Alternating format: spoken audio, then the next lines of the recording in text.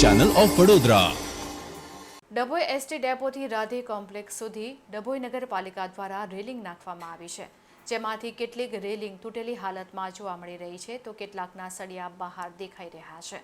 ત્યારે અવરજવર કરતા વાહન ચાલકોને અકસ્માતની ભીતિ સેવાઈ રહી છે।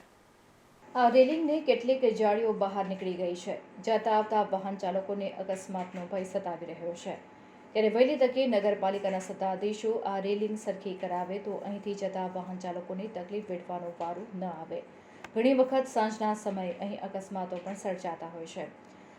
અહીંથી રોજ અવરજવર કરતા હજારો વાહનો હોય છે, સાથે જ એસટી ડેપો નજીકમાં હોય છે, ત્યારે કોલેજ આવતા જતા વિદ્યાર્થીઓને પણ તકલીફોનો સામનો ન કરવો પડે તે માટે વહેલી તકે રિપેરિંગ કરવામાં આવે તેવી લોક માંગ ઉઠી છે।